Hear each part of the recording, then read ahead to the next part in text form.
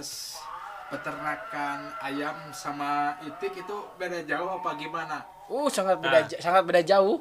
Mulai dari Mulai dari vaksin, intinya mah kebersihannya, Pak. kebersihannya Iya, jauh lebih lebih bagus.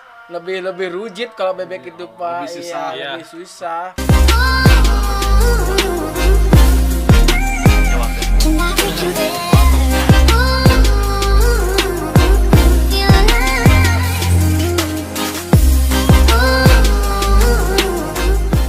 Oke guys, kita balik lagi di podcast ini ya. Kali ini ada tamu yang luar biasa. Ini adalah seseorang pengusaha muda. Jadi dia ini dulunya ngangon bebek ya Pak. Sampai sekarang dia sukses, penghasilannya udah miliaran rupiah. Bagaimana kelanjutannya? Kita langsung saja ngobrol ya. Dan perkenalkan, sebelum lanjut ngobrol kita perkenalkan dulu. Nama saya Nanang Ruhiana, pengusaha bebek atau itik. Oke, sekarang kita tanya bagaimana sih ceritanya kok bisa sukses begini? Boleh diceritakan awal mulanya itu mengembala itik itu dari mana, ataupun ada berpikiran menuju sukses begini gitu, kumaha sih? Itik itu hewan langka. Dulu itu berpikir dari telur dulu, mencoba 5 atau 10 untuk penetasannya. Iya. Alhamdulillah waktu itu bikin penetasan dari 10 ekor 10 ekor. 10 ekor telur dulu. Alhamdulillah hidup 8 Yang yang netas. netes. Ya, yang netas.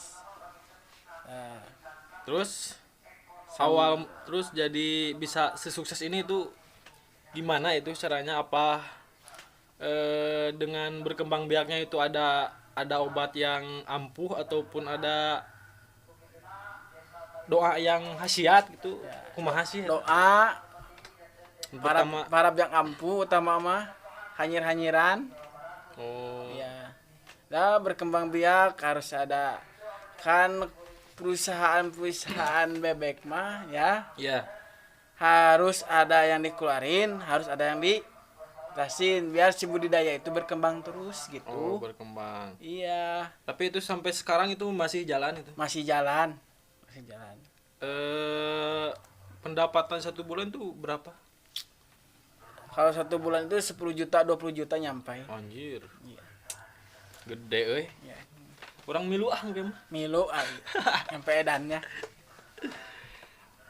Terus sekarang pasti punya karyawan dong. Untuk karyawan alhamdulillah punya. Ada berapa itu karyawan? Sekarang 10 sampai 20 orang targetnya mah. Itu ada ada kemungkinan nambah dong karyawannya ya. Ya mungkin nambah ya, intinya mah harus nambah lah. Iya. Sebisa mungkin harus 100 orang mah.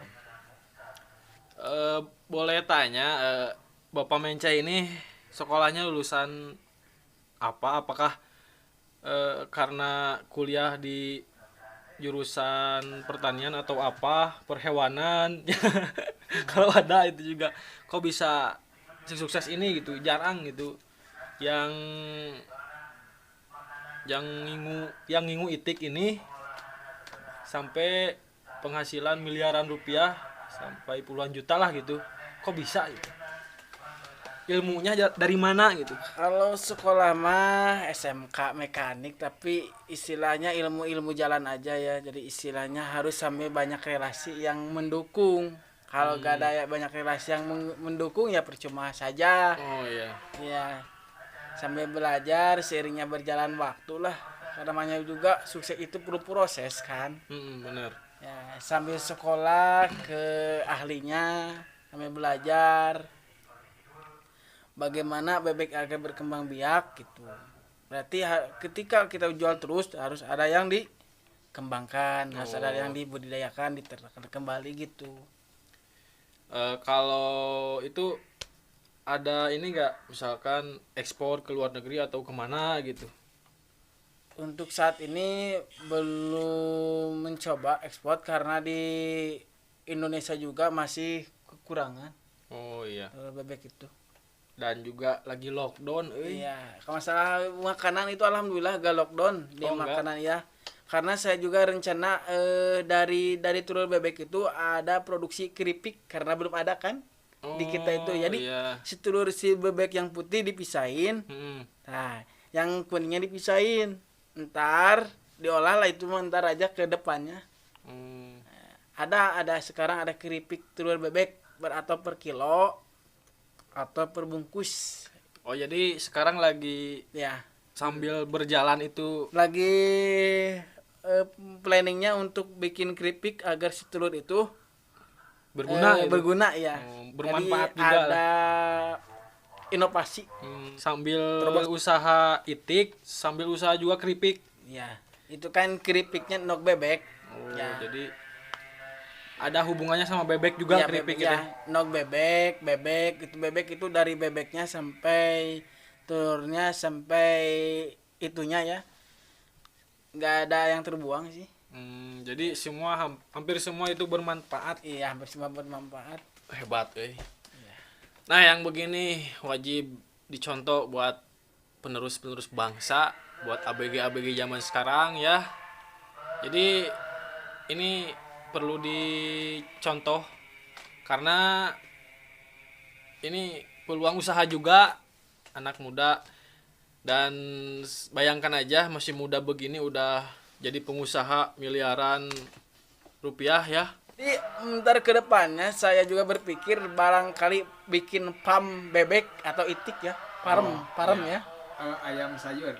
Jangan itu ya, jangan sampai ke situ. Ini mah khusus buat kita aja, intinya berpikir farm bebek pun untuk ke daerah Cina masih banyak yang membelinya. Oh, jadi masih berlaku buat di negeri-negeri Cuman orang untuk juga. bibit itiknya nih masih dalam proses.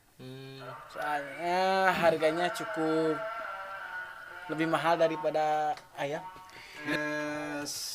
Peternakan ayam sama itik itu beda jauh apa gimana?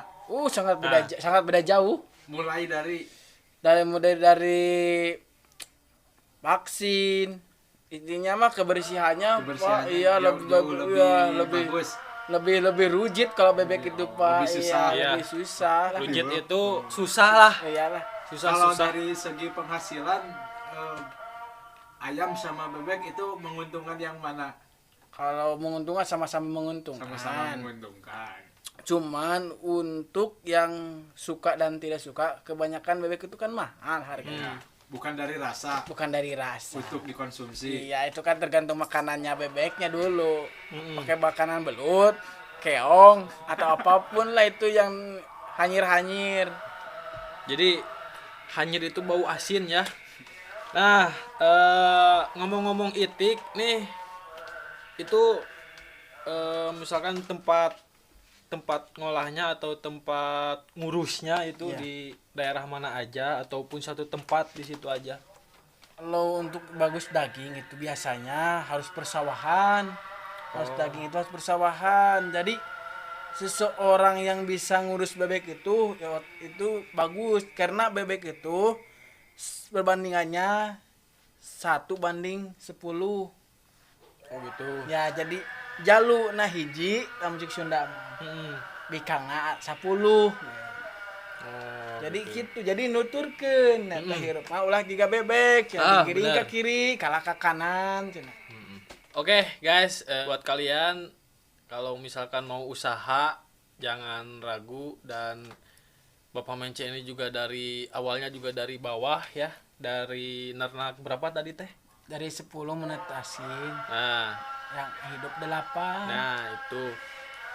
Dan sampai sekarang beliau ini sudah mendapatkan puluhan juta bahkan miliaran juta ya. Itu pun kalau lagi bagus ya Iya. peternakannya. Itu pernah rugi apa belum tuh? Jatuh turun mah ada aja ya. Oh, Karena namanya juga usaha lah. Hmm. Pasti ada naik turun ada. Yang penting kita aja fokus dulu aja lah. Karena dari anak juga pasti ada jatuhnya dulu. Ya.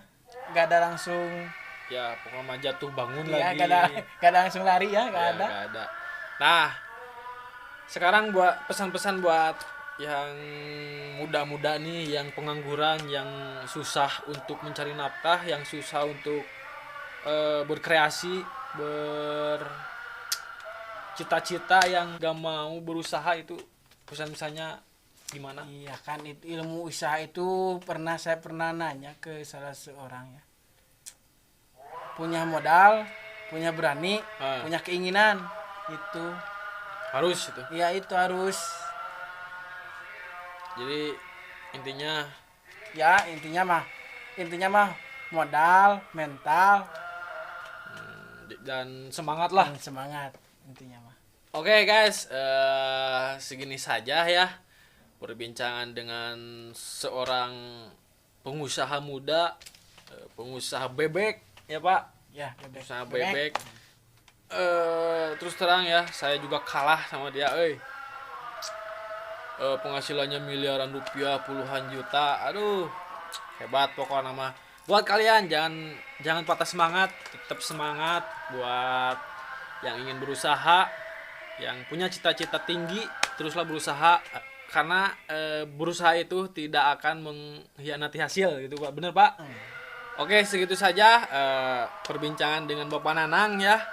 Buat kalian yang belum share video ini, cepetan share. Kalau yang belum subscribe, cepetan subscribe juga.